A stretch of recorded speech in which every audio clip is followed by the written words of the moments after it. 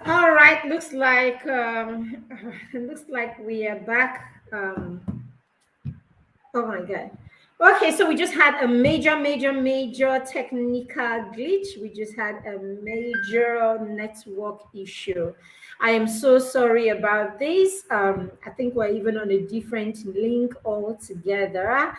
I'm so sorry about this. It's network. We have two different networks, and if you ask me, I don't know. This is one of those things that are beyond our control, and we sincerely apologize. Yes, the wait was so long, we almost decided to, just cancel. But no, we will be here. Third World Network will not stop us from doing what we have to do or we've been called to do. So if you were on the last stream, please connect and join us here.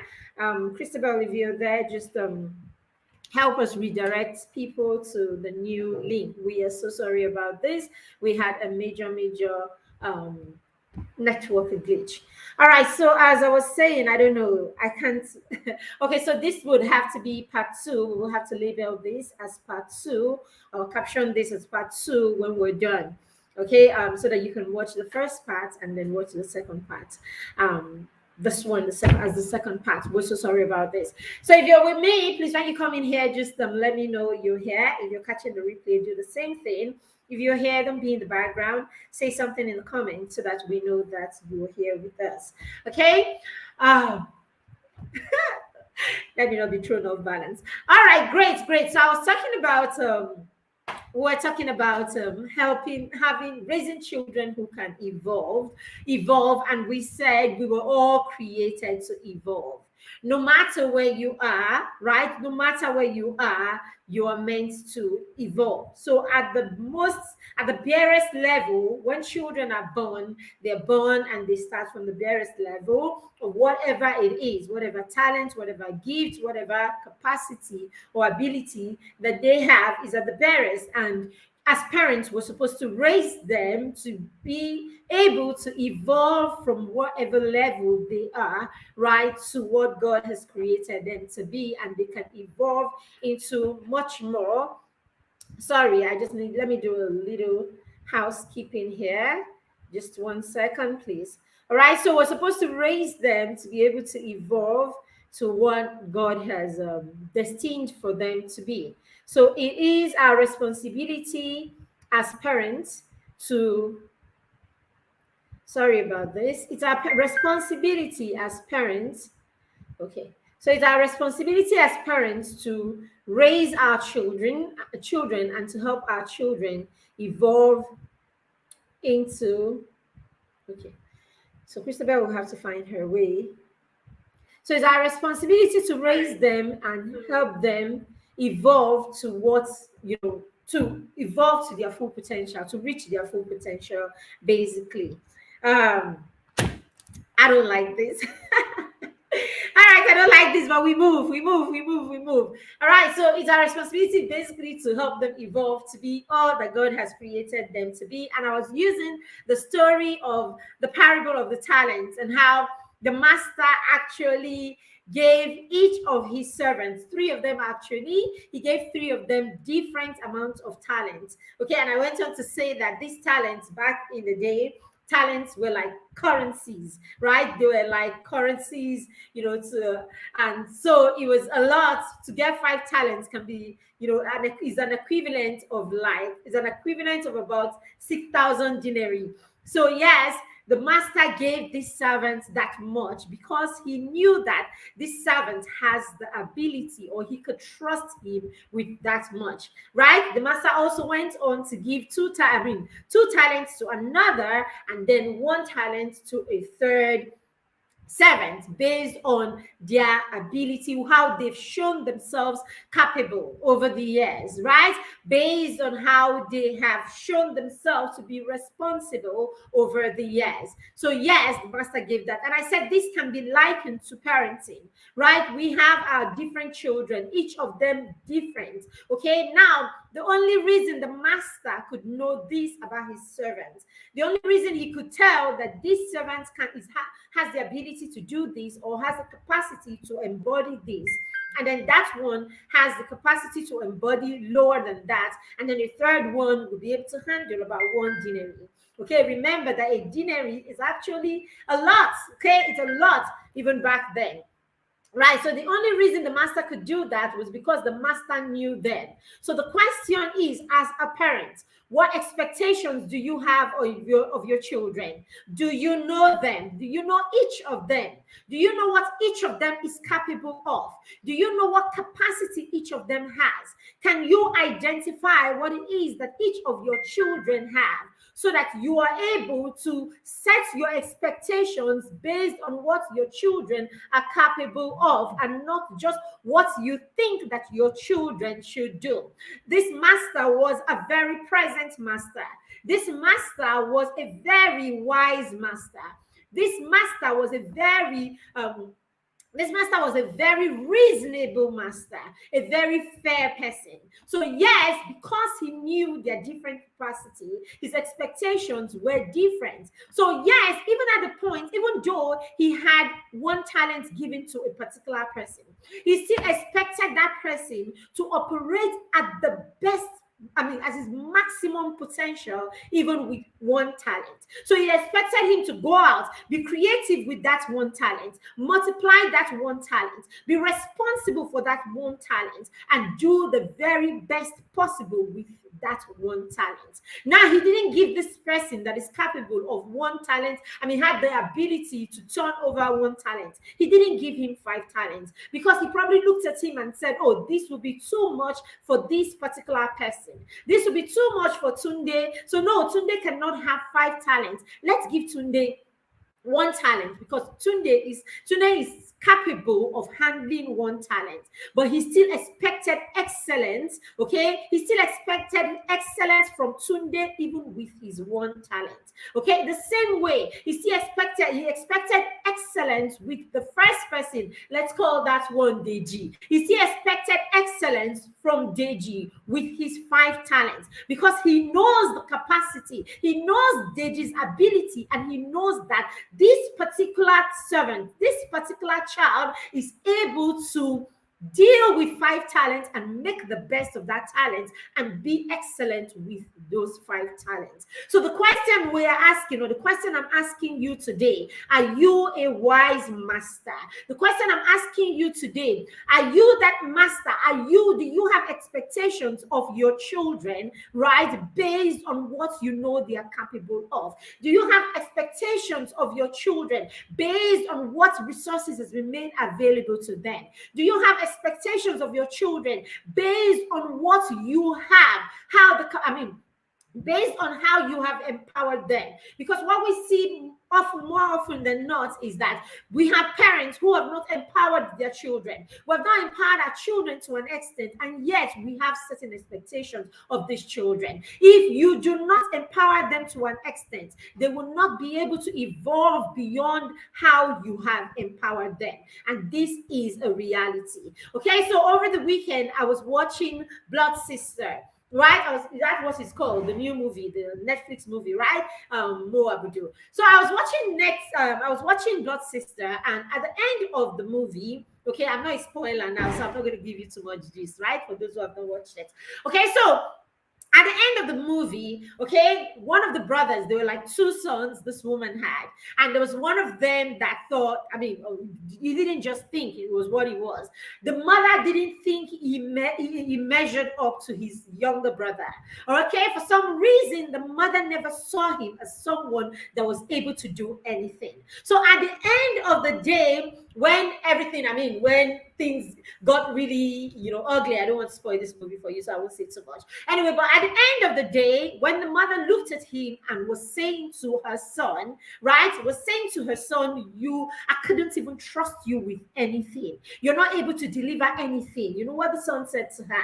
He said to her, you never gave me a chance. You always looked at me like I wasn't good enough. You refused to look at me for who I was based on what I was able, my capacity or my abilities. You kept on measuring me with my brother.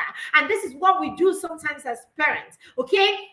we have these boots that we have for every phase of the lives of our children. So we have these boots for our 4-year-old. We have these boots for our 8-year-old. We have this boot for our 10-year-old. So our first child, when he was 10, was measuring up. I mean, this was the size of his boots when he was 10.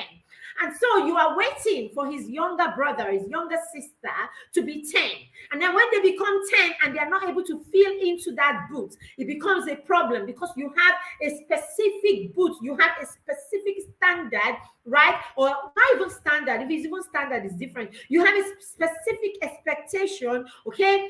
And ability that you expect that each of them should give to you, not minding that these children are different, not minding that these children are not the same people, not minding that these children have different dynamics. If nothing else, they were 10 at 2 different times. Okay.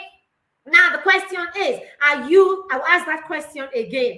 Are you this wise master that knows each of your servants? Are you this wise master that knows each of your children? Are you this wise parent that knows each of your children and what they are capable of? Are you having the right expectations of these children? Okay, so I'm going to talk to you. I'm going to tell you a little about what a wise parent is. Okay, what a wise parent will understand that it is their responsibility to help their children evolve. Sadly, some children will never evolve, not because they don't have the capacity to evolve, not because they've not been given the ability to evolve by God, but because they've been stifled by parents who did not support them or did not empower them to evolve. Okay, so yes, as parents, you can be that factor that hinders your child from evolving to their full potential or to be everything that God has created them to be. Now, a wise parent recognizes the child's natural ability. So right from when your children are young, right from when your children are toddlers, when they are little, a wise parent is able to tell that this particular child has a flair for this particular thing or a particular thing or a particular area. If you are present and you are paying attention, you will be able to figure out or recognize that natural thing, okay, that natural ability that your child has.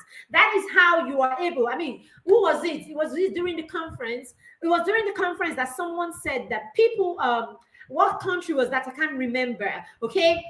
One of these countries that the people that, I think it was Chiedozie, the people that become astronauts or the people that become anyway, basically people who yes, the people that become is it some sort of scientists basically are actually being trained right from when they are about 2. Okay, so it's not like they just come, okay, right from when they're very little, 2, 3, thereabout. So it's not necessarily because they just come and they look and they're like, this is a boy, you should be able to do this. This is a girl. No, it's because you're paying attention. You're paying attention to this human being. You're paying attention to the small, you can really see the small behavior from this human being. You can tell their temperament. When you pay attention to children, you will see what the children are tuned towards. When you pay attention to children, you will see what children like. You will see what these children tend to thrive best in if you're paying attention. But of course, it takes being present for you to be able to recognize these things and separate them. There's a lot of noise that goes on around children.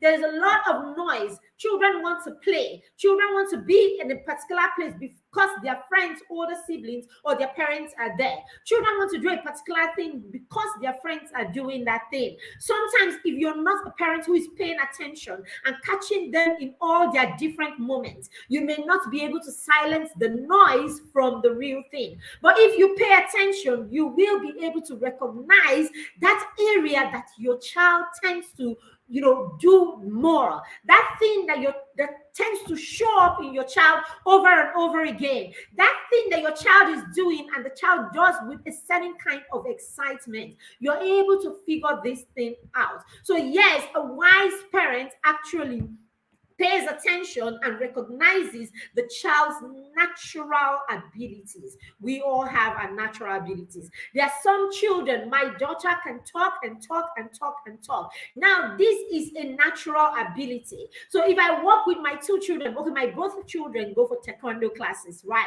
So they joined last term. Now, at the academy, every single child that is within my daughter's age range is her friend. Everybody in that academy, my daughter has walked up to and had a conversation at one point or the other. She knows their names and all of that. Now, this person is sanguine, and naturally, she doesn't have a problem with mingling, meeting people, and all of that. Now, my son doesn't know half the people that she knows. Now, this is partly because of his temperament. So it is important that as a parent, I'm able to recognize the difference between these two children. Now, when I recognize the difference between these two children, it will help me to help each of them. So yes, the fact that my son is not a natural, is not a sanguine and is not natural, will not naturally gravitate towards a lot of people, does not mean that I cannot help him develop his social skill to an extent that it is not obvious that he would rather not. So at least he's able to make conversations with all kinds of people, and is able to at least be acquainted to people without necessarily having to do the kind of things my daughter would do when she's with these people, or flow with these people as much as she would do. Now, that is a natural ability that she has. Now, as a parent, I would want to recognize that, and that will influence some of the things that I make available to her. That will influence some of the suggestions that I'll put before her. It will influence some of the platforms that I will make available to her. It will influence some of the skills that I will be honing in her, if you understand what I'm talking about. So yes, a wise parent recognizes their children's natural ability. This is how, if you're able to do this, you're able to help this child evolve from just being the child who comes and talk. You're able to take that knowledge and take what you know about that child to help the child evolve beyond just talking when she's with people, and probably use that skill to do something more. Okay, use that skill to do something more. Use that skill to begin to study about a particular thing, and to use her voice in that area, because it becomes natural for her to use her voice, if you know what I'm talking about. Okay, we're going to go very fast because we've wasted so much time already. The next one is a wise parent suggests and introduces related skills. Okay, so as soon as I was just saying that, as soon as you recognize that this person is this kind of person, now you have a son that is constantly tinkering with things, right? So what do you do as what do you do as a wise parent? You want to create, you want to expose that child to all kinds of things, right? All kinds of material, and allow them tinker with them and see if they can, begin to profile things out of that exercise, or if they can begin to think outside the box, right?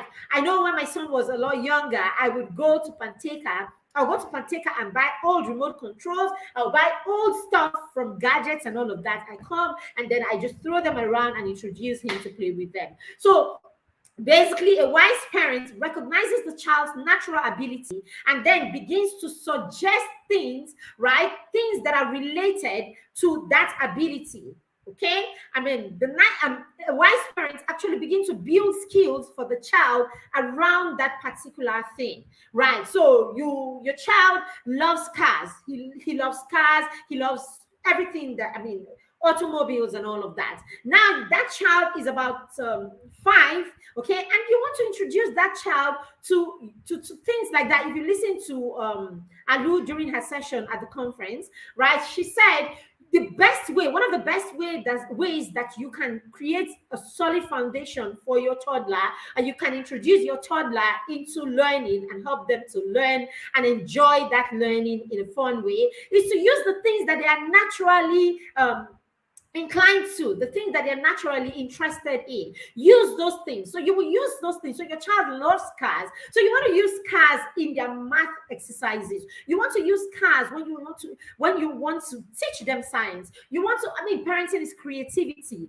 And thank God you have people like us that you can always come back to and ask questions. This is what the parents and the mentor parents do. This is what they enjoy. Because when they come in here, they come to a general class like this and they hear the things that we talk about. It may be my class, it may be another class. You hear this, I mean, you hear these ideas, and you hear ideas like, yes, you can use the things of their interest and you can use that to help them enjoy learning. Now you have gotten that message. How do I go about it? How do I do it? Now, how do I use cars to teach them science? I mean, they are learning about weather.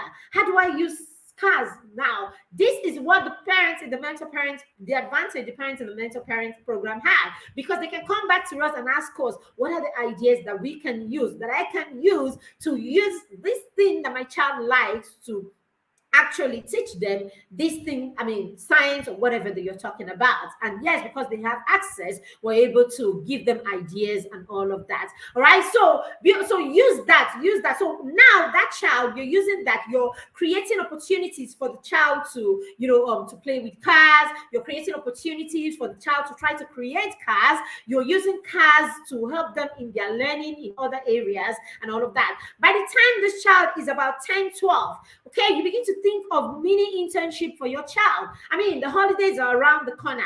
If you have a preteen and a teenager, by all means, don't keep them at home this holiday. This is the time to get them out there, launch them out there, let them begin to, do something that is hands-on with the things that they are interested in. Now, you would want to connect them to things that they are interested in. You are not calling them engineers yet. You're not calling them any name, but you can tell, you can see the things that they're interested in. So what do? You look for areas, right? You look for platforms, you look for areas, you look for opportunities that will help that will help to stretch that thing or that interest that they have. Okay, so this is what parents who are wise do. Okay, parents who are wise also empower their children with basic skills required for them to thrive. So yes, your child may be interested in making clothes. Your child may be interested in advocacy. Your child may be interested in public speaking. Your child may be interested in building cars. Your child may be interested in anything. But hey, in the midst of all of this, for your child to actually connect with their purpose and begin to impact people, there are certain basic skills that these children must have. These skills, simple skills like the children knowing how to be responsible, your child being assertive, your child being empathetic, your child knowing how to tolerate other people. These are basic life skills. So parents who are wise do not joke with ensuring that their children have these basic life skills. This is what we do with the Parents and the Mentor Parent program. We are constantly working with you to put these skills before you so that daily you are working towards the different areas of your children's life and doing something towards them every day. Okay, they're doing something towards this every day. It is very, very important. Parents who are wise know that life skills are not negotiable. You must raise children who are skilled. You must raise children who have life skills. You must raise children who can take care of themselves, children who can take care of their home, children who can be empathetic and take care of the people around them. We must raise this kind of children, and parents who are wise understand this. Okay? Number 4, parents who are wise understand documentation. They know that they need to help their children create portfolios.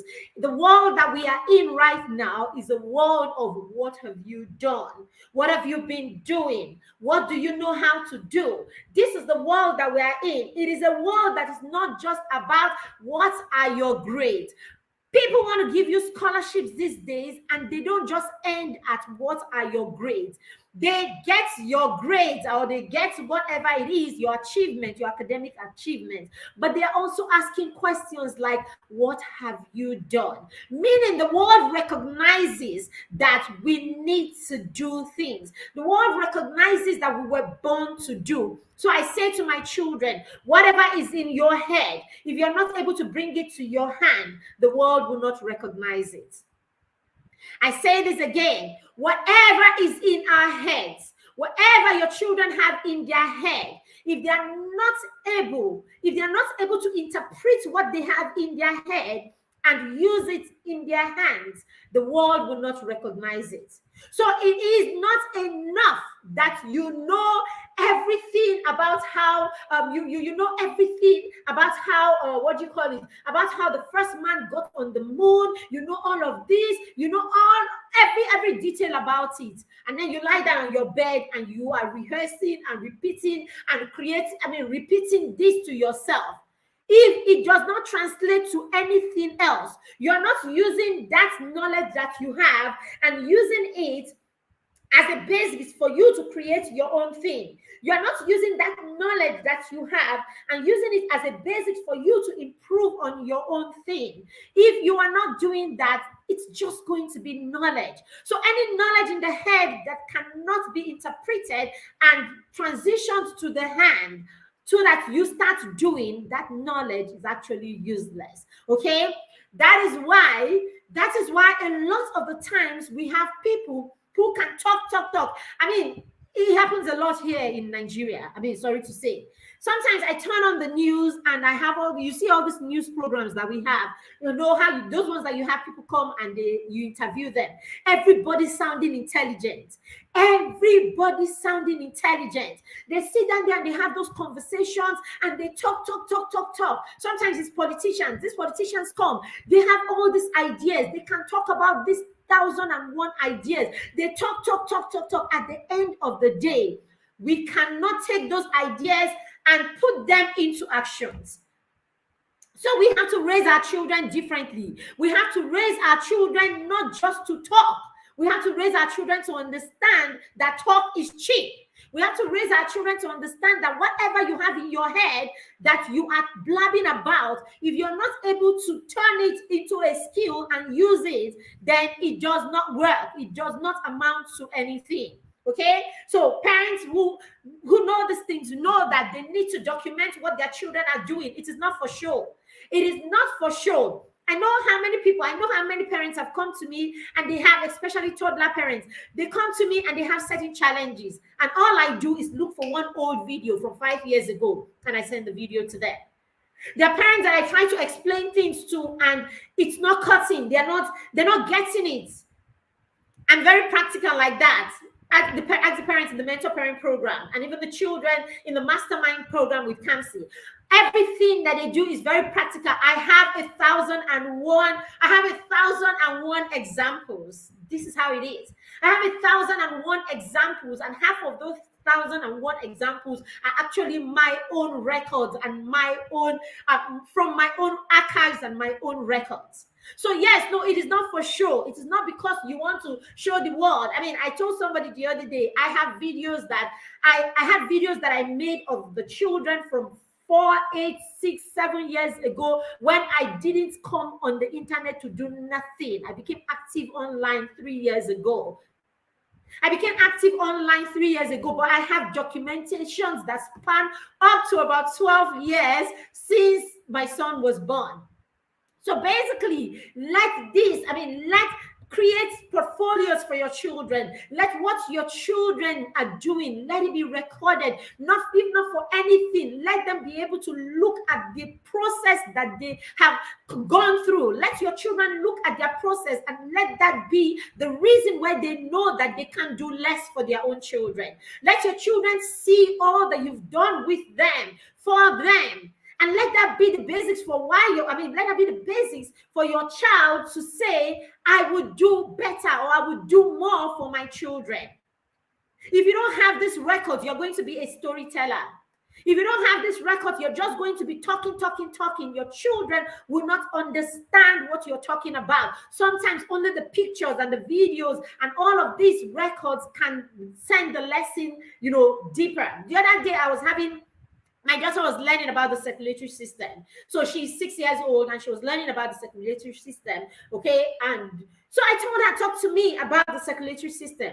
And she went on and she was talking, and I could see a lot of gaps, in her knowledge. What did I do? I went to a video of her brother. A video where her brother actually broke down the circulatory system in a way that even an adult will understand when he was slightly older than her. And that's what it took for her to, connect completely with what her teacher had taught her. So yes, her teacher taught her well, but hey, she just didn't get it completely or didn't get it, in depth. But just watching that video was all that it took. So sometimes, no, it's not about anything. It's not for sure. It's the records. The other day, when my son was going to be a part of the conference, we had to put together his profile. So we put together his profile and all of that. I was reading that profile and it sounded really great to me, but none of it was fluff. None of it did we put there because we wanted to make him sound a particular way. There was nothing that was in that profile that was just gist. This is his reality, basically.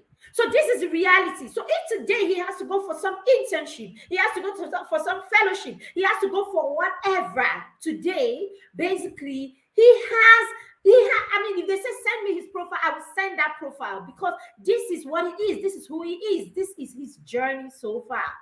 So yes, wise parents understand that they need to create, documentation, document what your children are doing, if for nothing else, for them, so that they see how much you did for them. So tomorrow they don't wake up and say, yeah, I'm like this because you didn't do anything. Hey, the records are this, we did so much. Okay, we've come this far with you. At this point, you will have to take it from here on your own.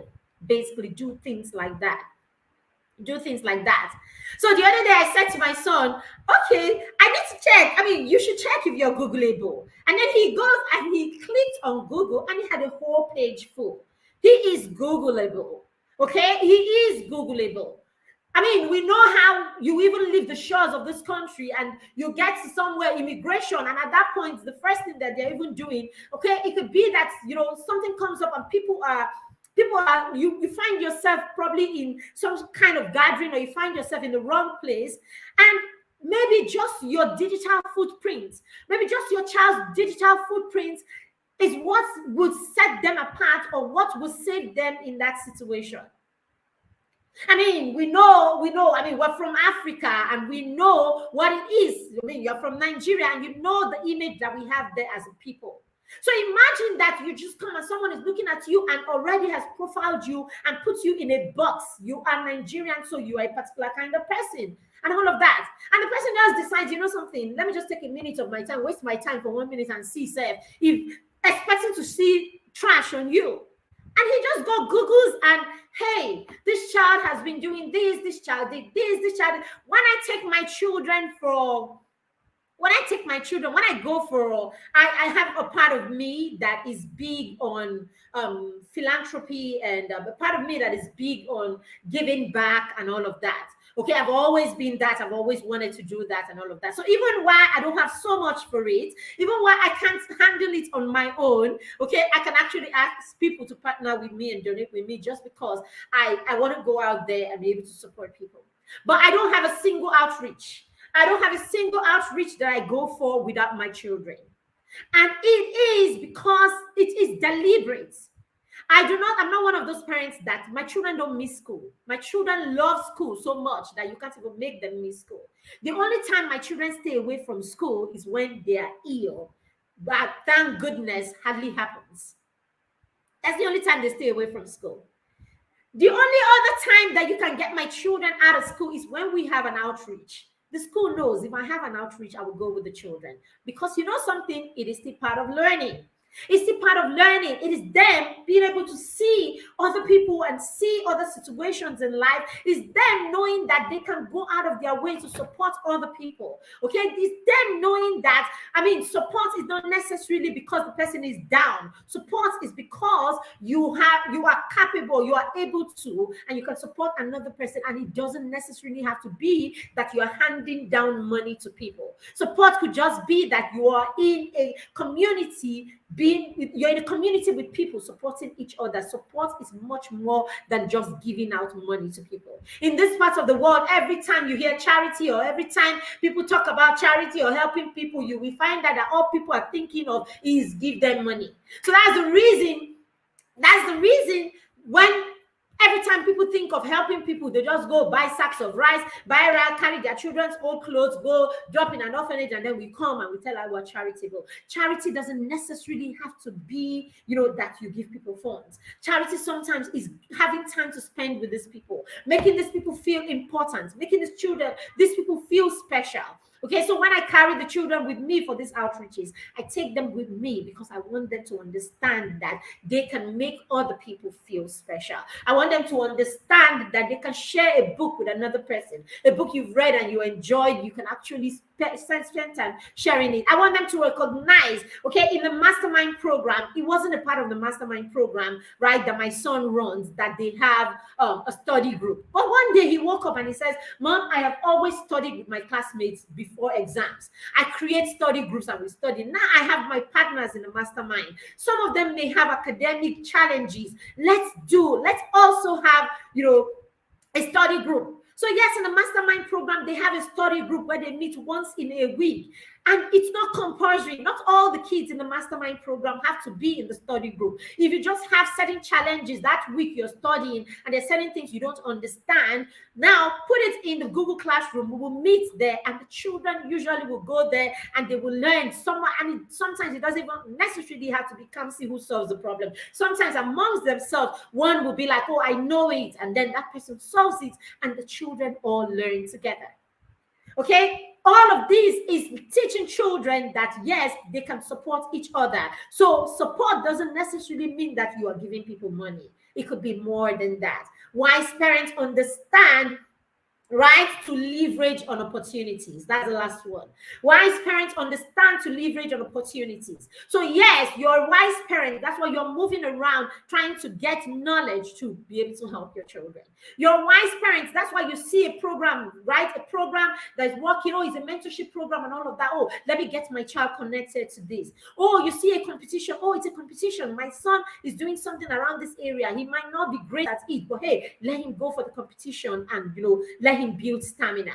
You see something that is going on, you're like, oh, okay, this looks good. Okay, it's an accountability group. Oh, let me enroll my child here so that he learns to be accountable also. So a wise parent knows how to recognize opportunities, recognize platform, and then connect their children. So why parents do not just sit down there, send their children to school, buy them clothes, take them around with them, take them on vacation, and not look for other opportunities where their children can actually grow.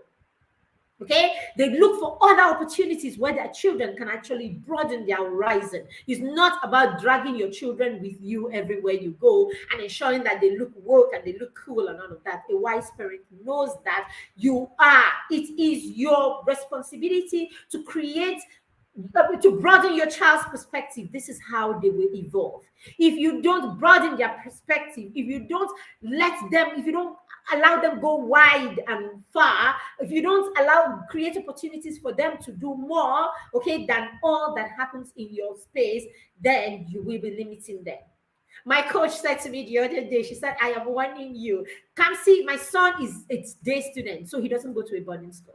And so my coach has been saying to me, let him go to camps, let him go for other opportunities. He doesn't leave home often, but he needs to leave home and do other things, even if it's not a boarding school. So yes, we have put that into our plan. Every summer he's going to go for camps. He's going to go for camps because I need to broaden his perspective. He doesn't have to be in a boarding school yet if he's not in a boarding school yet for whatever reason.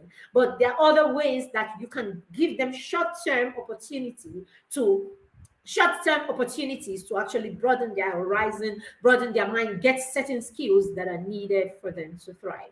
All right, so that's it. So these are the things that wise parents do, and when you do this, you will be helping your child evolve.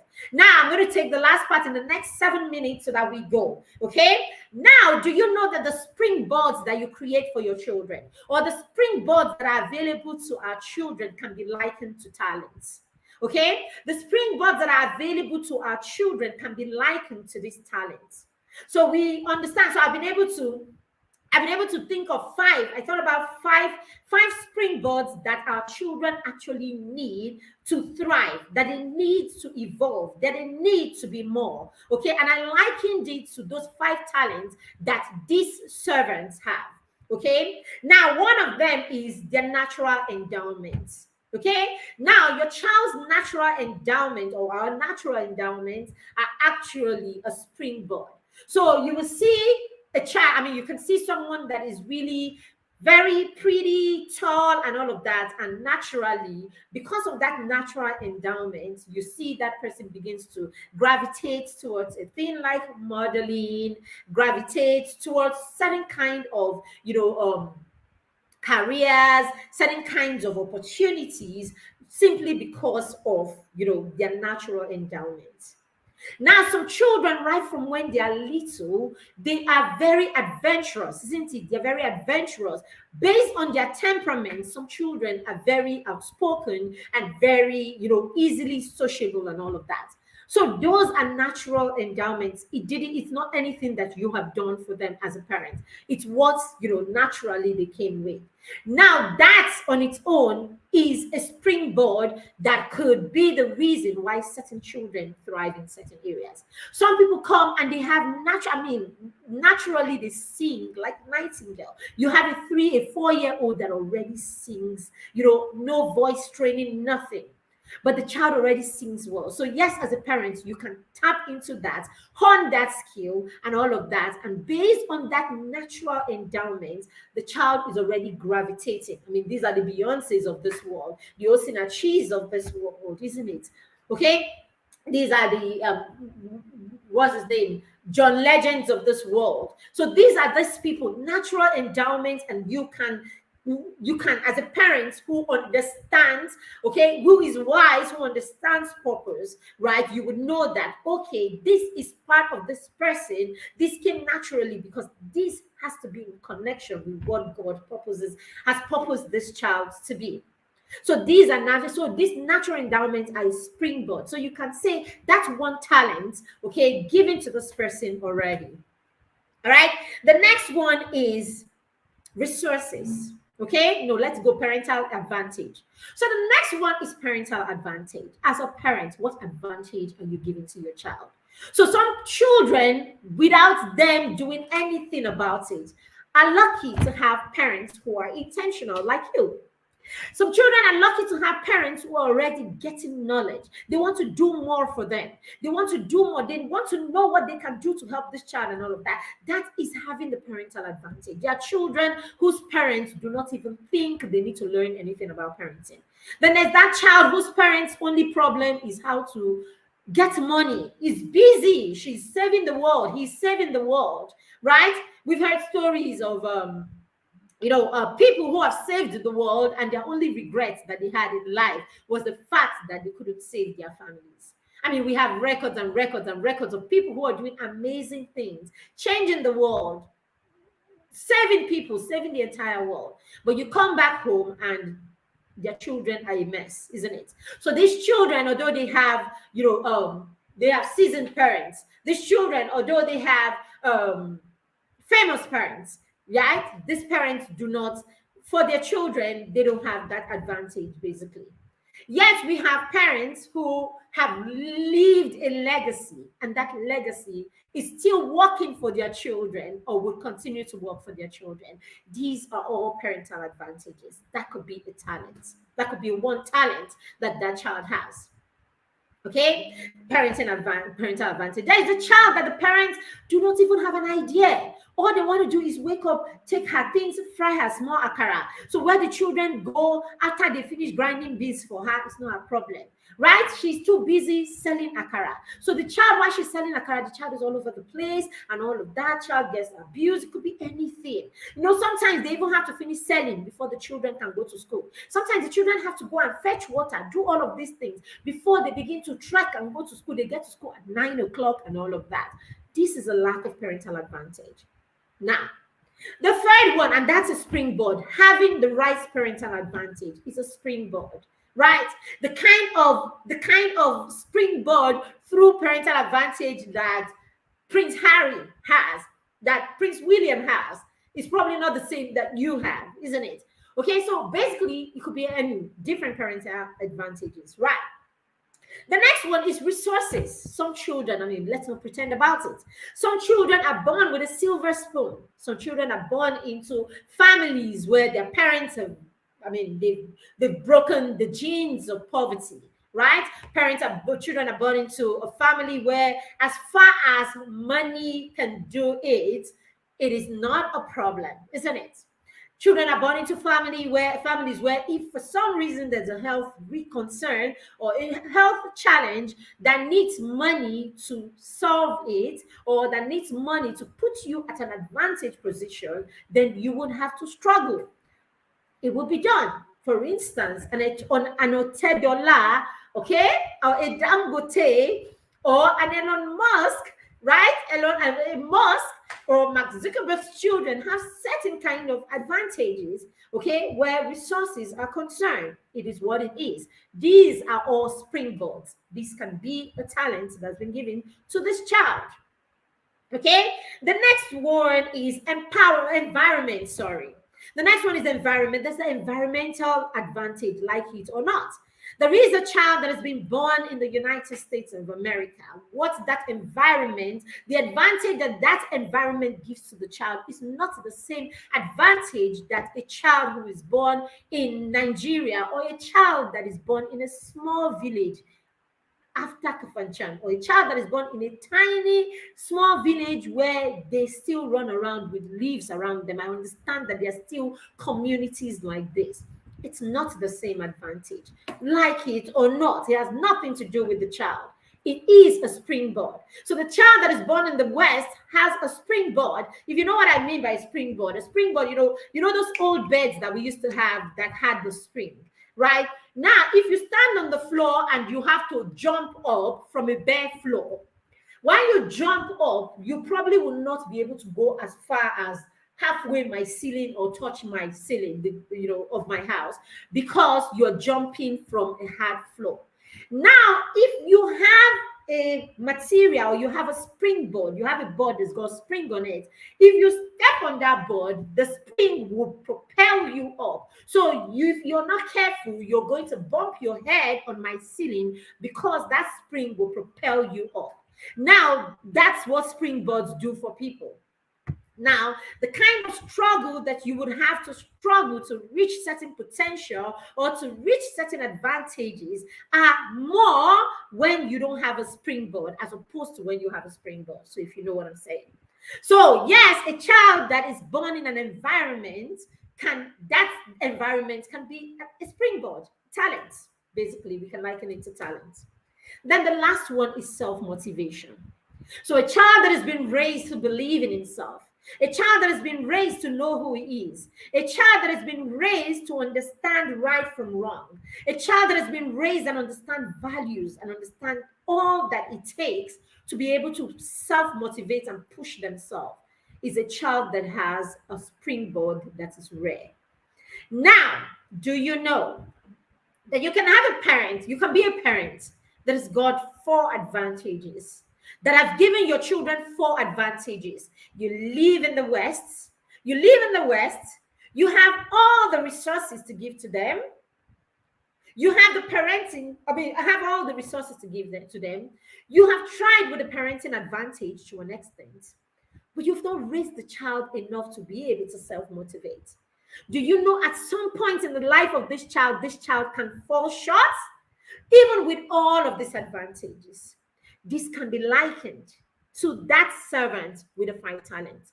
So the reason that servant with the 5 talents could actually multiply and then do something that the master was proud of, it's because he had all these advantages and he was able to use all of these advantages, multiply, evolve with these advantages. He was able to evolve with these advantages such that he could do much more than his master probably would have done with those talents. That is what you do as a parent. Give those children the advantage and make sure that you are there to support them, because if you're not supporting them, all of these advantages and the child can still fall short because this has not been managed effectively. So yes, there was the fact that he had 5 talents did not mean that he would be successful just simply because he had those 5 talents. The reason he was successful with those 5 talents is because he took those advantages and he used every one of these advantages. So yes, in all that you do, if you don't get it to the point where your child becomes self-motivated, all of this advantage could be wasted if the child gets all of it and does not get to the point where they can self-motivate. This is what the mastermind program is all about. When we have finished learning all that we are learning, when they have gone to school and their teachers have finished all the instructions that they are instructing them, when we have gone to all the seminars and all the webinars and all the places that we've been, we've learned all that we have learned, and we've created structures in our home and all of that. We are ensuring that our children do the right thing. If we don't get it to the point where our children can take it, understand why we're making them do these things, believe in what we believe in, understand our intentions, and begin to use those intentions and all the empowerment and all the knowledge, begin to use them and direct themselves by themselves to the extent that they can motivate themselves to do. Then all of these advantages, all of this talent that you hand to them may end up being wasted. So how do you ensure that this talent and all of these are not wasted?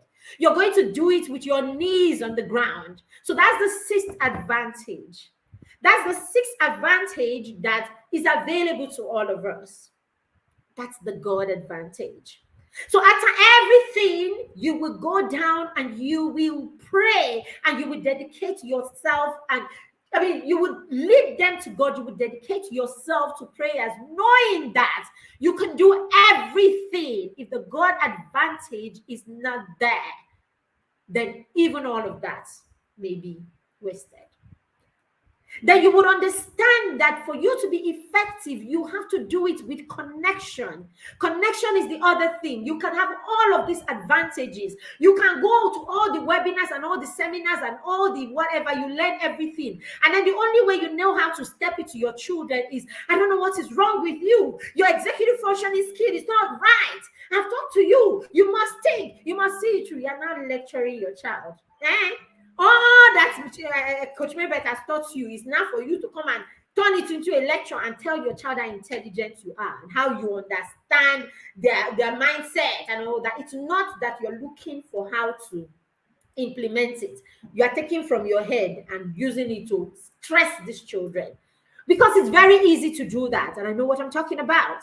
So until you're able to take all of this knowledge and you know how to connect with your children, okay, and then you know how to use the God advantage, you know how to be in charge of your emotions. You're going to have all these talents. You're going to pass all those talents to your children.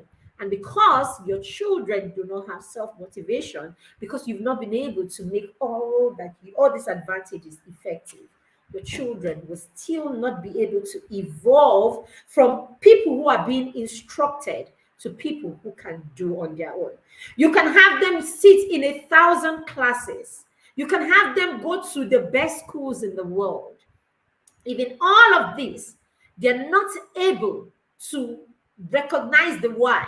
They're not able to start motivating themselves, based on all of this knowledge that you have given them. They will still have those 5 talents. And yet, you would not be able to say, my faithful child, you have done well. You will not be able to say like the master, I mean, you deserve more.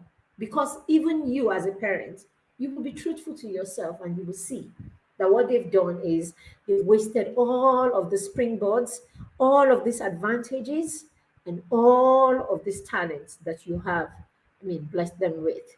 So the God factor, very important. The connection, very important. You being able to manage your emotions, very important. All of this roped together would help you take all the skills that we've been talking about today and help your children begin to evolve. Thank you very much, everyone who was here today. Thank you for joining us.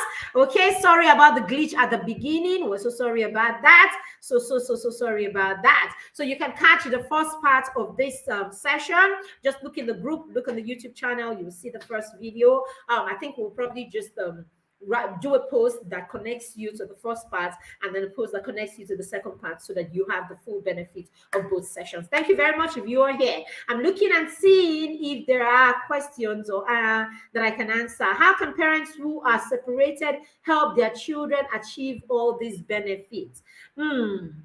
Now, I mean, look at the benefits we're talking about, right? We've talked about environment. Now, you may be in a place that the environment, you may be in third world Africa like me, right? And they don't have all of those advantages. What are you doing? You're going to let your values, you're going to, I mean, in your home, you're going to teach your children the right values, teach your children all that they need, right, to actually thrive on their own. When they have self-motivation, you will realize that the self-motivation is what allows your child stay on a path that allows you to create the right profile for that child. Is what allows you create standards for that child. Is what allows you create routines in your home for that child. Is what allows you train that child with the right kind of habits. So although you have not given your child all of this, all of these springboards, the fact that your child can self-motivate, and the fact that you have the God factor, and the fact that you have been able to connect with your child the right way, and the fact that you have been able to make the best of what you have available, the child will gain all of this other factor on their own, I promise you. The child will gain by the standard of the life that the child lives. All of this, I mean, do children in Africa not end up getting scholarships that take them to that environment where they have the advantage of schooling even in such environments? Even if the child decides not to go all the way, if the child is focused, will the child still not get an education and still thrive in whatever area, impact and all of that? And that still brings them to the table of kings and still bring them to the same platforms and the same table with these people who have been all around the world. So basically, I'm just saying these are all springboards. But even with all of these springboards, if you don't have the God factor and you don't have the parenting factor, right, and you do not know how to connect with your children and manage your emotions, you will still waste all of it. So yes, some children will have all of this. The parental factor, your father is not around, the mother is not around. You can actually raise a child who has the right kind of value and then look for people who can be these figures in the life of your children. Don't ever lie to yourself that your daughter doesn't need a mother figure in her life. You have that sister that is doing so well with her children. Let your child be close to them. You have that brother, you have that colleague, you have that you have that person that shares the same kind of values that you share. You have that person that has attributes that you know would bless your child. Let them, connect them. You have mentors that can work with people that you can become mentors in the life of your children. Use these advantages. These advantages do not have to present themselves, easily to us. We can actually create something that looks or that feels like these advantages and allow our children have these advantages. Your child may not be in the third world, but you can have your children read books. You can have your children read content. You can have your children connect with content that gives them the experience of the third world. My children, yeah, I mean, you could be privileged. You have them go on vacation every now and then. They would have these experiences and have the privileges of some of this environment. As I said, even through reading books and the kind of content that they follow online on TV and all of that, they can see. I mean, the world is a global village right now. So yes, disadvantages may not be, but the way it is, the world is such. I mean, the world is in a way right now that you can actually acquire a lot of these advantages, maybe not 100%. You can still acquire a lot of these advantages just because you are intentional and you are focused. Okay, so yes, it's possible that we can still give our children a lot of these advantages. Yes, we all want, I mean, all of us don't have the same amount of money, but you can still teach your child to be content with what you have. You can still make the best of what you have. You can still teach your child how to give out value. I mean, there are children who are 15 that are already doing things that allow them get paid so much. I mean, hey, focus and intentionality will bridge a lot of these gaps. I mean, a child from a poor home or seemingly poor home ends up with scholarship to a school that even if you shook two generations of his family, they couldn't have been able to pay. Is that not because you have done certain things with the child? You have put the child, on a platform where the child can access those advantages. So that's what we're talking about. All right, so thank you very much, everyone who was here. If you'd like to be a part of the Mentor Parent Program, it's a program that we run in the Academy. It's a termly program.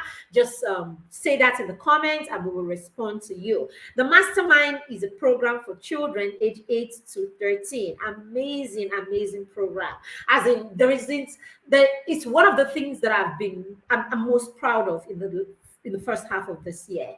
It's such an amazing program. The children are amazing. The value they are getting amazing, basically. And the goal, of that program is to get children to start directing themselves, self-direction, so that they are able to motivate themselves in all of these things. If your child is not able to self-motivate, it's going to be hard. Thank you very much, parents. Have a lovely, lovely, lovely rest of the day. I am so late. I need to run off to get the kids from school. Thank you very much for being here. Thank you. I see you. Oh, Chidima, hi. I see you. It's only now I'm even looking at the comments. I see you, Chidima. I see you. I can't even scroll up. All right. Thank you, everyone who joined us. Thank you for being a part of this session. Thank you. Thank you. Thank you. Have a lovely, lovely rest of the day. Bye.